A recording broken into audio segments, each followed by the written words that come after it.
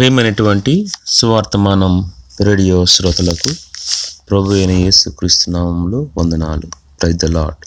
ప్రియులారా, మీరందరూ ప్రభునందు ఆనందిస్తున్నారని తలస్తున్నాను. ఈ సమయంలో ప్రభు మనతో మాట్లాడిన ఆశపడుతుండగా మనము చిన్న ప్రార్థన ద్వారా ప్రభు యొక్క సహాయాన్ని కోరుకుందాం. కృపల దేవ, నమ్మకమైన తండ్రి, మాతో మీరు మాట్లాడండి. మీరు మాట్లాడినప్పుడు మాకు ఎంతో సంతోషము, మీరు మాట్లాడితే మాకు ఎంతో బలము చేకూరుతుంది. ప్రభా, మా ఆత్మీయ పురుషుడు ఎంతో శక్తిని పొందుతాడు. ప్రభా, కనికరించండి. ఈ సమయంలో మీ దయగల మెల్లని స్వరం మాకు వినిపించండి. మమ్మల్ని ప్రేమించి మీరు మరొక శుభదినాన్ని మాకు అనుగ్రహించారు. ఈ రాత్రికాల సమయంలో ఈ విధంగా రావటానికై మీరు చేస్తున్న మీ దయగల కార్యాలను బట్టి వందనాలు. ప్రతి ఒక్క హృదయం యొక్క అవసరతను బట్టి మీరు మాట్లాడండి. మీ యొక్క దయగల స్వరము మాకు వినిపించాలని కోరుకుంటున్నాం. వారి అక్కర కొలది మీరు మాట్లాడండి ప్రభువా, సహాయపడండి.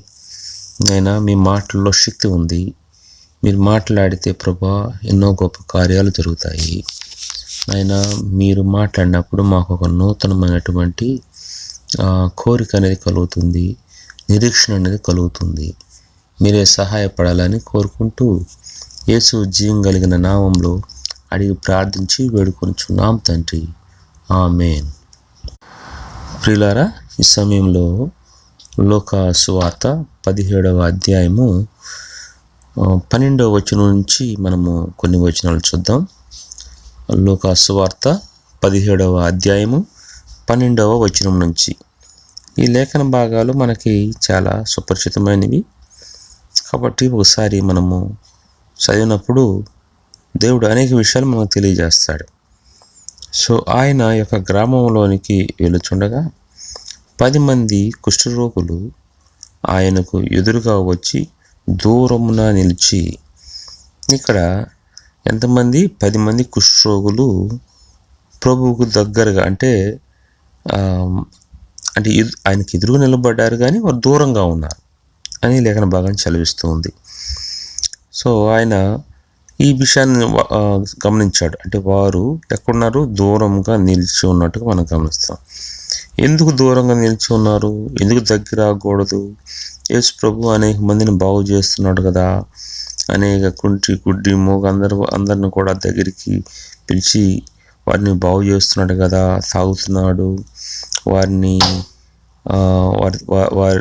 కొంతమంది ఆయన్ని స్పృశించి వారు ప్రభువుని తెలుసుకుంటున్నారు, బాగుపడుతున్నారు. సో ఈ విధంగా అనేకమైన కార్యాలు జరుగుతూ ఉన్నాయి. అయితే ఇక్కడ ఆ 10 మంది కుష్ఠరోగులు ఎందుకు వచ్చి ప్రభువును తాకకూడదు? ఎందుకు వచ్చి ప్రభువుని స్పృశించకూడదు?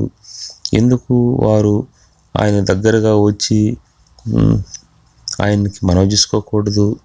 ఈ సత్యాలని మనము గమనించాలి. ఎందుకు ఇట్లా చేసుకోకూడదు అన్న విషయము. సో అది తెలుసుకున్నప్పుడు మనకి కొంత బాధ కలుగుతుంది. ఇక్కడ 12వ వచనంలో అంటున్నాడు, ఆయన ఒక గ్రామంలోనికి వెలుచుండగా 10 మంది కుష్ఠరోగులు ఆయనకి ఎదురుగా వచ్చి దూరం నిలిచి అని అంటున్నాడు. 13, యేసు ప్రభువా మమ్మ కరుణించుమని కేకలు వేసిరి. వారు దూరం నిల్చున్నారు, వారు అడుగుతున్నారు, కరుణించయ్యా అని అంటున్నారు. అంటే వారు కరుణ లేనివారుగా, కరుణ నొందని వారుగా ఉంటున్నారు. అందువల్ల వారు కేకలేసి కరుణించమంటున్నారు. వారు కరుణింపబడుతున్నప్పుడు అటువంటి మాట మరలా అడగడానికి అవసరం లేదు.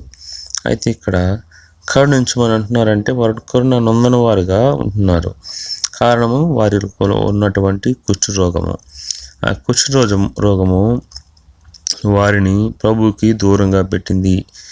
కుష్ఠరోగము వారిని గ్రామానికి దూరంగా పెట్టింది. కుష్ఠరోగం కలిగిన వ్యక్తి ఏ విధంగా ఉంటాడనేది లేవియ కాండంలో ఉంది. నేను అవన్నీ కూడా మీకు వివరించట్లేదు, కానీ అక్కడికి తీసుకెళ్ళట్లేదు, కానీ అక్కడ పరిస్థితులను తెలియజేస్తున్నాను. కుష్ఠరోగం ఉన్న వ్యక్తి గ్రామానికి బయట ఉంటాడు. కుష్ఠరోగం ఉన్న వ్యక్తి తను కుష్ఠరోగి అని అక్కడ ఉన్నటువంటి యాజకుని ద్వారా ప్రకటించబడతాడు. సో అక్కడ కుష్ఠరోగం ఉన్న వ్యక్తి యొక్క ప్రజల నుంచి దూరంగా ఉంటాడు.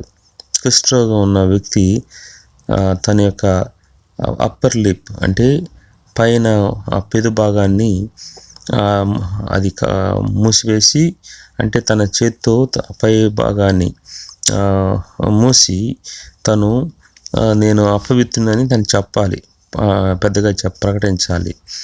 సో అటువంటి పరిస్థితులు ఉన్నాయి. అతను ఒక్కడే గ్రామం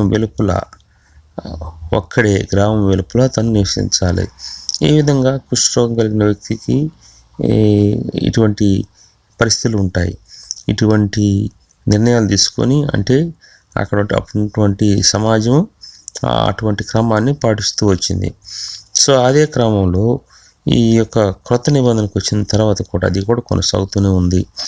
అయితే అక్కడ ఈ 10 మంది కూడా అదే రోగంతో ఉన్నారు కాబట్టి ప్రభు దగ్గరకు వస్తే, ఇంకొకటి వారు కానీ పట్టణంలోనికి వస్తే వారిని రాళ్ళతో కొట్టి చంపేస్తారు. సో కావున వారిని దూరంగానే ఉంచుతారు. వారు ప్రాణాలకు భయపడి దూరంగానే ఉంటారు. ఇక్కడ యేసుప్రభు వారు వారిని గమనించాడు. వారు యేసుప్రభు దగ్గరికి వచ్చారు. అంటే దూరం నిల్చొని ఆయనకి ప్రార్థన చేస్తున్నట్టుగా మనం చూస్తాం. ఏ విధంగా ప్రార్థన చేస్తున్నారు? మనం కరుణించమని కేకలు వేశారంట. అయితే వారు ఎంతో బాధతో, వేదంతో వారి తల్లిదండ్రులకు దూరం ఉన్నారు, బంధువులకు దూరంగా ఉన్నారు, స్నేహితులకు దూరంగా ఉన్నారు, వివాహమైన వారైతే వారి కుటుంబానికి దూరంగా ఉన్నారు, పిల్లలకి అందరికి కూడా దూరంగా ఉండి ఒంటరి జీవితాన్ని ఊరు వెలుపల గడుపుతూ ఉన్నారు. వారు మనలాగా ఎక్కడికి పడితే అక్కడికి వెళ్ళలేరు. ఈ మార్కెట్కి వాళ్ళు వెళ్ళలేరు. బహుశా ఆ దినాల్లో ఉండకపోయినా ఈ దినాల్లో మనము ఇది అప్లై చేసుకుంటే, ఒకవేళ ఇటువంటి పరిస్థితి అనుకో, ఎవరు కూడా ఇటువంటి స్థలానికి వెళ్ళలేరు, దూరంగానే ఉండే పరిస్థితి. అట్లా అనుకుందాం. అంటే ఇప్పుడు అంతా మెడికల్ ఇవన్నీ వచ్చినాయి కాబట్టి, ఇక్కడ పద్ధతులన్నీ మారినాయి కాబట్టి, సో అటువంటి సమస్య లేదు. అప్పుడు దినాల్లో మనం ఆలోచించినట్లయితే ఆ విధంగా ఉండిందన్నమాట. కాబట్టి వారు కనికరం నందని వారుగా బాధపడుతూ అటువంటి పరిస్థితులు గుండా వెళ్తూ ఉన్నారు.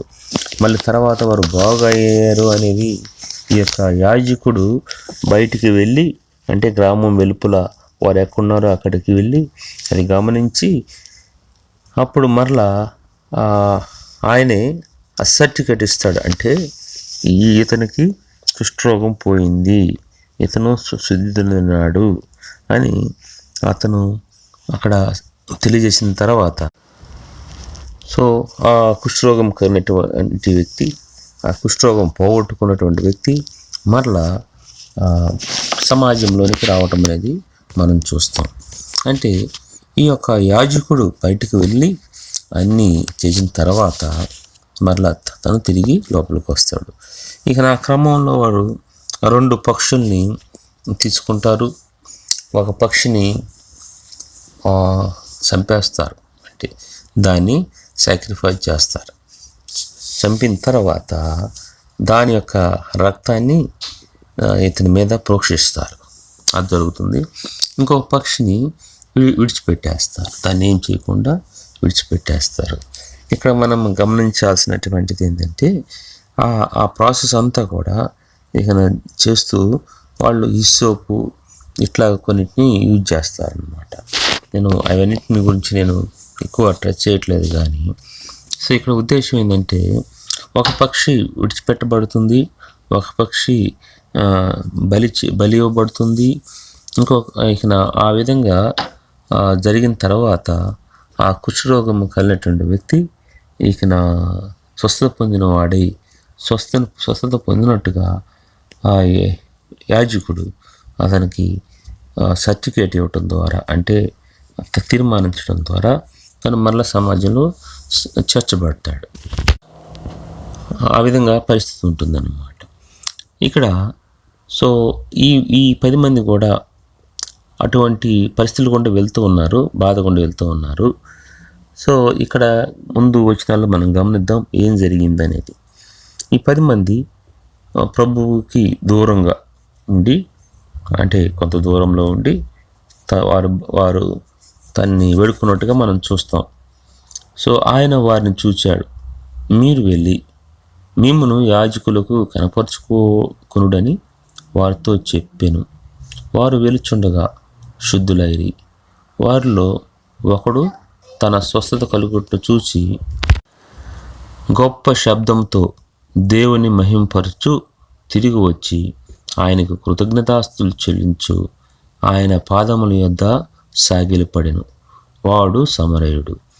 ఇక్కడ అతను అంటే ఆ 10 మంది ప్రభు దగ్గర మనం చేసుకున్నప్పుడు ప్రభు వారికి ఇస్తున్న సమాధానం ఏంటంటే, వారిని తాకి మీరు స్వస్థపరిచారు పోనని అనలేదు, మీరు బాగుపడ్డారు అని అనలేదు.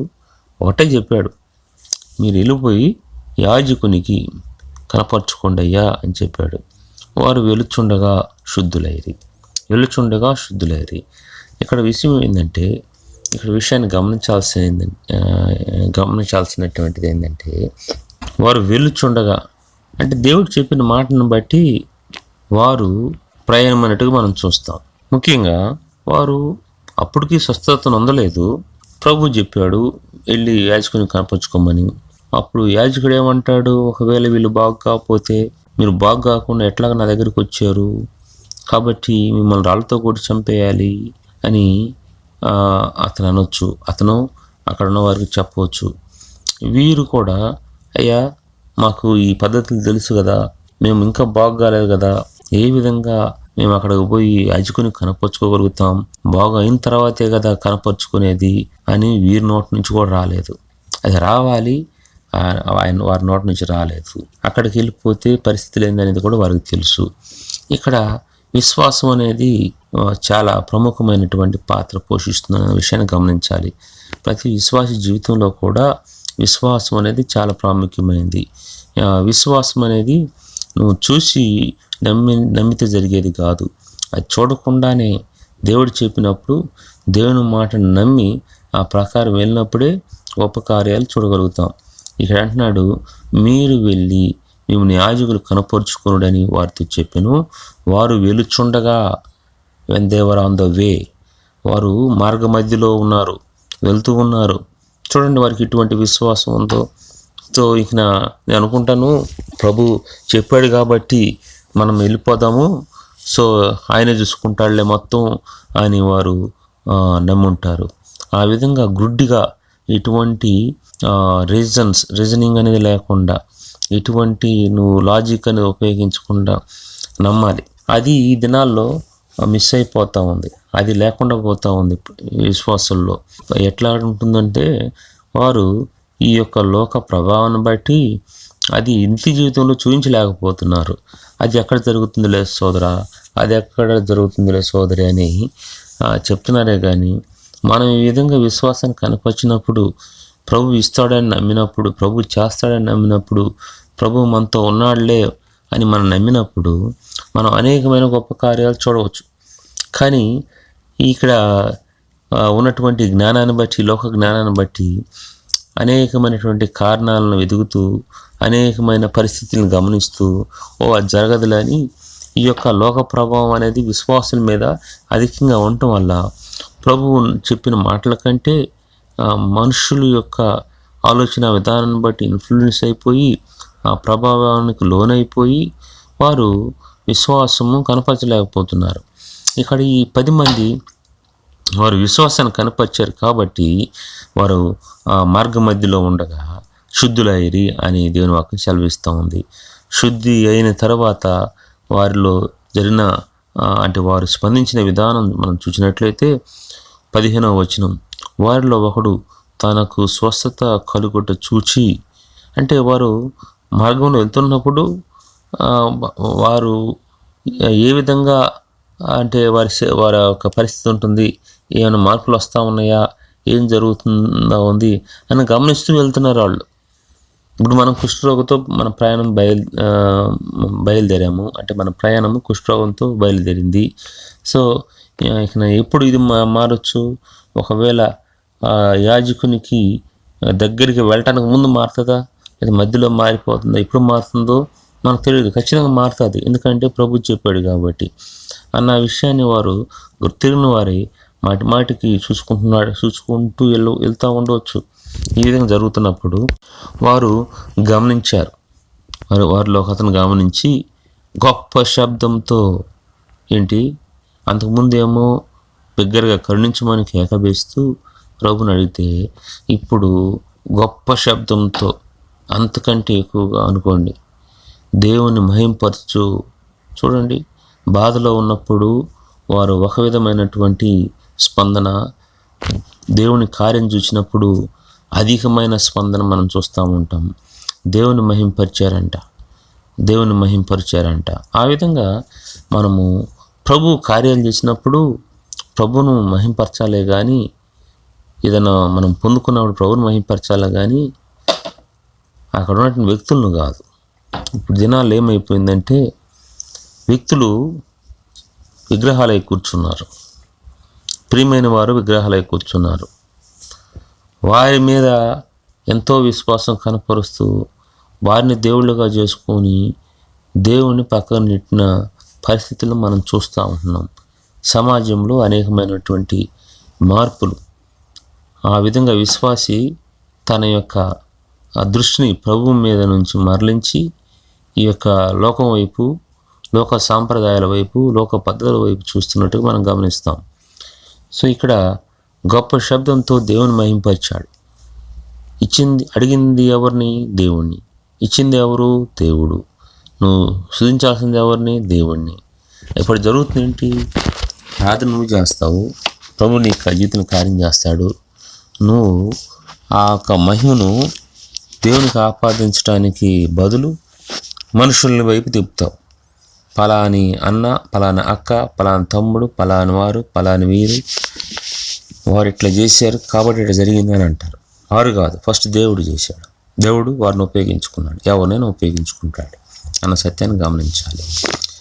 సో తిరిగి వచ్చి ఆ గొప్ప శబ్దం దేవుని మహింపరిచినటువంటి ఆ వ్యక్తి తిరిగి వచ్చి ఆయన కృతజ్ఞతాస్తులు చెల్లించాడు. ఈ కృతజ్ఞతాభావం అనేది ప్రతి ఒక్క విశ్వాసలో ఉండాలనేది ప్రభు కోరిక. ఇప్పుడు చాలాసార్లు అవసరము ఉన్నప్పుడు ఒక విధంగా, అవసరం తీరిన తర్వాత ఒక విధంగా ఉంటూ ఘాతుకులుగా ప్రభు పిల్లలు ఉంటున్నారు. కాబట్టి లోకంలో ఉన్న వారికి వీరికి తేడా ఏంటి? ఒక భేదం ఏమైనా ఉందా? భేదము ఉండాలి. ఏ విధంగా ప్రభు పిల్లలే ఉండే విధానం, లోకస్తులు ఉండే విధానం తేడా ఉంటుంది. కాబట్టి ప్రభు పిల్లలుగా కృతజ్ఞతాస్తులు చెల్లించేవారుగా, కృతజ్ఞతా భావంతో జీవించేవారుగా ఉండాలి. ఇప్పుడు ఆ వ్యక్తి అట్లా చేశాడు. ఆయన పాదముల యొద్ద సాగిలపడ్డాడు. ఇంతకుముందు మనం చదివినట్టుగా అక్కడ ఏముంది? వారు దూరము నిల్చుండి కేక వేసే పరిస్థితులు. ఇప్పుడు అక్కడ మార్పు చూడండి, ఆయన పాదాల దగ్గర సాగిలపడ్డారంటే దగ్గరకు వచ్చారు. దేని వాక్యం సెలవిస్తూ ఉంది? ఎఫెసీయులు రాసిన పత్రికలో అనుకుంటా.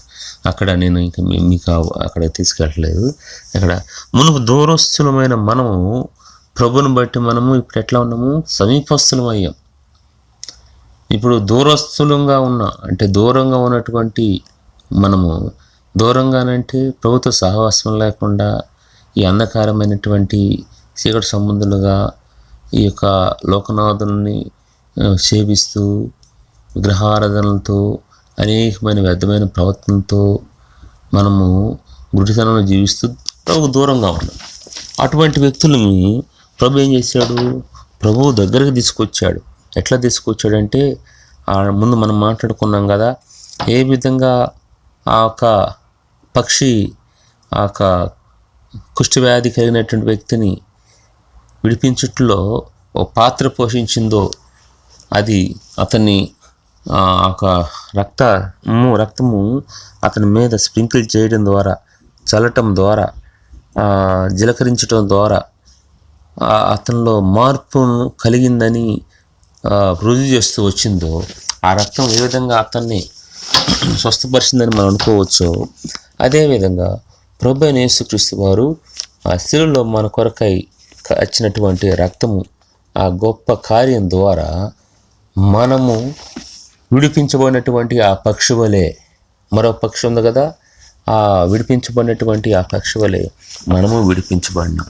ఎట్లాగా మనం సొంతం అయినామంటే ఆయన యొక్క వాక్యం ద్వారా, సత్యమును తెలుసుకోవటం ద్వారా, ఆ సత్యం అనేటువంటి వాక్యము, ఆ సత్యమైనటువంటి దేవుడు, ఆ వాక్యం మనల్ని విడిపించింది. ఆ విషయాన్ని మనం గమనించాలి. మనం విడిపించబడ్డాం. ఆ విధంగా విడిపించబడి సో ప్రభువుకు దగ్గరగా వచ్చాము అన్నమాట. అంటే ఒకవేళ ఆ పక్షి కానీ అవి విడిపించే పక్షే చనిపోయి ఉంటే సో మనకు అవకాశము ఉండేది కాదు. మనం చనిపోవాలి. మనం చేసిన పనులకి, మనం చేసే అపరాధాలకి మనం చనిపోవాలి. మనం దాని యొక్క పర్యవసానాన్ని మనం పొందాల్సిన వారంగా ఉంటే మన పక్షంగా ఆ పక్షి, ఆ పరలోకపు తండ్రి, అది ప్రభువైన యేసుక్రీస్తు వారు మన నిమిత్తమై శిలువలో మరణించి ఆయన మనల్ని విడిపించాడు. ఆ విడిపించబడిన పక్షి అనేది ప్రతి ఒక్క మారు మనసు పొందిన పాపిని గురించి తెలియజేస్తూ ఉంటుంది. సో అది ఒక పక్షి చనిపోవడం ద్వారా మరో పక్షికి విడుదల వచ్చింది. అదేవిధంగా మనిషి రూపంలో ఉన్న ప్రభు చనిపోవటం ద్వారా ఇంకొక మనిషికి విడుదల, అంటే ప్రపంచ మానవాళికి విడుదల, విమోచన వచ్చిందనేది మనం గమనించాలి. ఇప్పుడు ఈ 16వ వచనంలో అతను ఏ విధంగా ప్రవర్తించాడో మనం చూస్తూ ఉంటాం.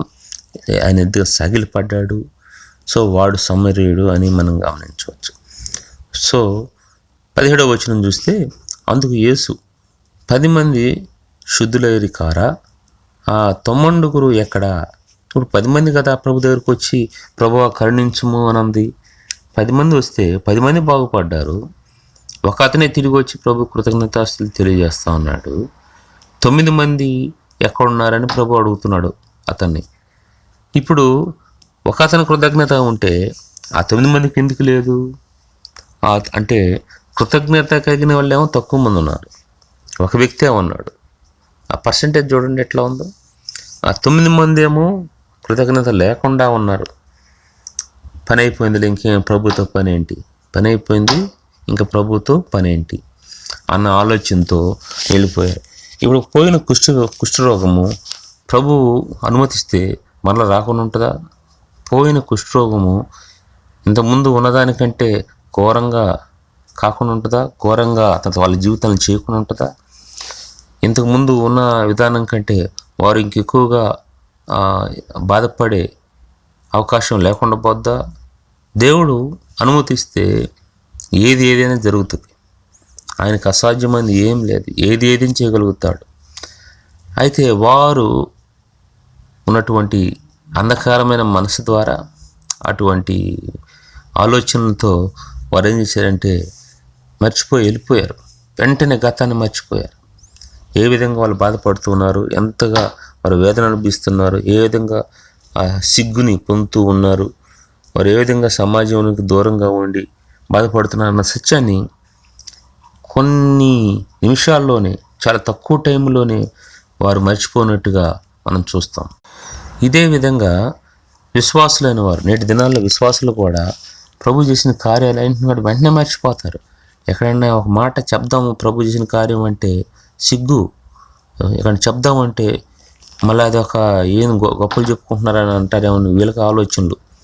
వాళ్ళకంటే వాళ్ళు అనుకుంటారు అన్న ఆలోచన కంటే వీళ్ళ ముందు ఆలోచన వచ్చి ఇక వీళ్ళని నోరు మెదపకుండా నోటికి కుట్లేసినట్టుగా, నోటికి ఏదో గమ్ పెట్టి అంటించినట్టుగా ఉంటుంది. ఆ తర్వాత చూడండి, అనవసరమైన మాటలైతే అనర్గళంగా ఆపకుండా గంటల తరబడి మాట్లాడతారు, అనవసరమైన మాటలు. కానీ దేవుడు చేసిన పని ఒక మాట చెప్పాలంటా కూడా ఆలోచిస్తారు. అప్పుడు క్రమాలు గుర్తొస్తాయి, పద్ధతులు గుర్తొస్తాయి, ఏదేదో గుర్తొస్తాయి. ఇటువంటి పరిస్థితి ఉంటుంది అన్నమాట. కాబట్టి ప్రియులారా, ప్రభు చేసిన కార్యాలు అది చిన్నదైనా పెద్దైనా ఏదైనా కూడా కార్యమే. దాన్ని మనం ప్రకటించటము, వేరే వాళ్ళతో పంచుకోవడం చాలా అవసరం. అట్లా చేయటం ద్వారా ఆయన నామం మహింపరచబడుతూ ఉంటుంది. మనం చెప్పే మాట అంటే పంచుకునే ఒక సాక్ష్యము, ఉద్దేశం ఎట్లా ఉండాలంటే ప్రభు నామాన్ని మహింపరిచే విధంగా ఉండాలి. అంతేగాని మనల్ని హైలైట్ చేసుకోకూడదు. ప్రభువుకు ఆపాదించాలి, ప్రభు వైపు తిప్పాలి, ఆ మహిమను ప్రభు మీదకి రావచ్చే విధంగా చూడాలి. ఆ విధంగా చెప్పే మనసుతో ఉండాలి. అది ప్రభు కోరుకుంటూ ఉన్నాడు. సో మనము ఈ విధంగా సాక్షులంగా ఉండాలని. ఒకవేళ మన ప్రాణము మనం లేకపోతే మనం మన్నే కదా, మట్టిలో కలిసిపోతాం కదా. సో మనల్ని గురించి పట్టించుకునేవారు ఉండవు కదా. మనల్ని వెంటనే అక్కడి నుంచి తీసేయమంటారు కదా. అంతవరకు ప్రేమించిన వారు, హత్తుకున్నవారు, మెచ్చుకున్నవారు, పొగినవారు ఆ ప్రాణం పోయేసరికి మరుక్షణమే వాసన వస్తుంది, తీసేయమంటారు కదా. సో ఇటువంటి పరిస్థితులు లేకుండా ఉండాలి అని అంటే, ఈ విధంగా మనము అంటే మనము ఉపయోగమైన పాత్రగా ఉండాలంటే మనం ఏం చేయాలి? ప్రాణం ఉన్నప్పుడే ప్రభుని ప్రకటించాలి. చనిపోయిన తర్వాత నువ్వు ప్రకటించాల్సిన అవసరం లే, వాళ్ళు ప్రకటిస్తారు, పోయాడు తీసేయండి అని. కాబట్టి ఈ సత్యాన్ని మనం గమనించి కృతజ్ఞత కలిగి నడుచుకోవాలని ప్రభువు ఆశపడుతూ ఉన్నాడు. అందుకు యేసు 10 మంది శుద్ధులైరి కారా, ఆ 9 ఎక్కడా? ఇదే ప్రశ్న అడుగుతున్నారు. బాగుపడిన వాడు ఎక్కడున్నాడు? సో నా ద్వారా మేలు పొందిన వాడు ఎక్కడున్నాడు?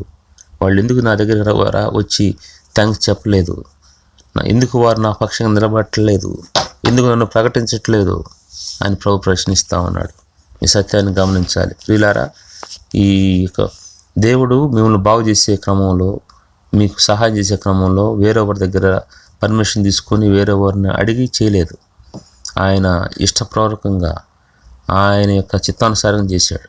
కాబట్టి మనము ప్రభు కృతజ్ఞత తెలియజేసే విషయంలో ఎవరో దానికి అప్రూవల్ వారు ఇవ్వాల్సిన అవసరం లే, వారు మనకు అనుమతి ఇవ్వాల్సిన అవసరం లే. మనమే వెళ్ళి మాట్లాడవచ్చు, మనమే వెళ్ళి ప్రభుతో కృతజ్ఞత తెలియజేయవచ్చు.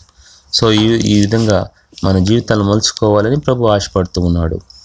18 ఈ అన్యుడు తప్ప దేవుని మహింపరచుటకు తిరిగి వచ్చిన వాడు ఎవడును ఆగపడలేదా అని చెప్పి ఏమంటున్నాడు తెలుసా? 19 నీవు లేచి పొమ్ము, నీ విశ్వాసం నిన్ను స్వస్థపరిచింది మాటతో చెప్పినావు. కాబట్టి విశ్వాసం స్వస్థపరిచింది. అటువంటి విశ్వాసం అనేది మనలో ఉండాలి. ప్రభు మీద విశ్వాసం అనేది మనలో ఉన్నప్పుడు మనం అనేకమైన కార్యాలు చూస్తాము. దేవుడి కొద్ది మాటలను దీవించి ఆశీర్వదించను గాక. అక్కడ అంటున్నాడు, ఆ ముందు వచనాల్లో 16వ వచనంలో వచ్చిన వాడు ఎవరు? సమ్మరేయుడు అంట. సమ్మరేయుడు చాలా సంఘంలో తక్కువగా చేయబడి జీవిస్తున్నవాడు, తక్కువ చూడబడుతున్నవాడు. అటువంటి సమరయుడికి కృతజ్ఞత ఉంది. అటువంటి సమరయులుగా మన జీవితాలు ఉండాలని, మనం ఎటువంటి బ్యాక్గ్రౌండ్ ఉండొచ్చు, అటువంటి తగ్గింపు కలిగిన వ్యక్తిగా మనం ఉండాలని ప్రభు ఆశపడుతున్నాడు. దేవుడి కొద్ది మాటలు దీవించి ఆస్వాదించను కాక. కృపగల దేవా, నమ్మకమైన తండ్రి, దగ్గర మాటలు మాకు వినిపించారు, అందుని బట్టి వందనాలు. చిత్తమైతే మరోసారి కలుసుకుంటూ సహాయపడండి. మా ప్రియులందరినీ కూడా మీరు ధైర్యపరచండి, ప్రతి అవసరం తీర్చండి. నాయన మాకు తెలియదు వారు ఎటువంటి అవసరాలు గుండా వెళ్తుంటున్నారు, వారి ప్రతి అవసరం మీరు తీర్చాలని యేసునామములో ప్రార్థించి వేడుకొనుచున్నాం తండ్రి. ఆమేన్. Praise the lord. ప్రియులారా, ప్రభు చిత్తమైతే మరొకసారి కలుసుకుందాం.